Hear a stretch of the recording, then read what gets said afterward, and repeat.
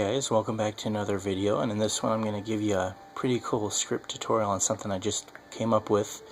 So pretty much it's going to follow an area transition, and what that means is just you're going from one area, which in this case would be outside, to another, into a dungeon, and it pretty much gives you a HUD telling you where you are, and after a second or two it disappears.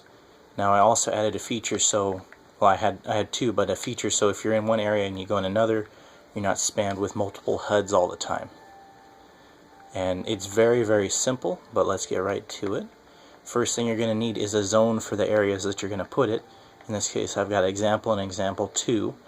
Now normally if you're going to have an RPG or something, example 2 would be outside, and because outside can be any shape, it's not really that necessary, because if you're going outside you know you're going to be outside, but you might not know which cave this is.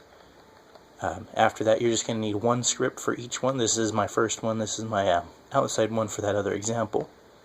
But pretty much what you're going to do, now this all depends on if you want them to be able to stack that HUD or not. I didn't, because then it'd look pretty ugly. So if you don't want them to stack it, you're going to put if, then you're going to check for a history if it's running or not, which in this case I used has history area HUDs. So if they do not have that, then it's going to run the rest of the script, where it gives them the history to prevent for if it runs a second time. Then I added a HUD bar, which is the first HUD in the background. It pops up right behind the text.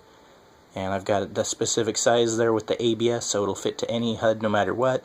You can use those numbers if you want. I give it a tiny weight and added a second one that was slightly longer. Then repeated that process till I had 5 different bars, just to give it the effect of it putting in and then expanding. And then I added the text right above it, which in this case I'm using example, but you can put like the forest or cave of forgotten knowledge or something like that. Then you add a weight for however long you want that to stay there, which in my case I put 3.5 seconds. Along with these other 100 weights, it makes it a 4-second. Then I just go through the opposite, getting rid of the last one I just put on, which in this case is number 5, weight 100, so 1/10 of a second. Get rid of the 4th, the 3rd, 2nd, and 1st. And when I get rid of the 1st, I get rid of the text as well. And I also delete that history. That way, if they try to go in it again, until that history is deleted, it does nothing. Once it deletes it, it'll let them run the script again, but if they don't delete it, then the else will just run, which in this case is nothing. And then the other one's the same thing, except for the only thing I changed was the example to example 2. So you could change that. You might have to move the text around, scale it depending on what you name your area, but afterwards you end up with, you know, that cool little HUD introduction.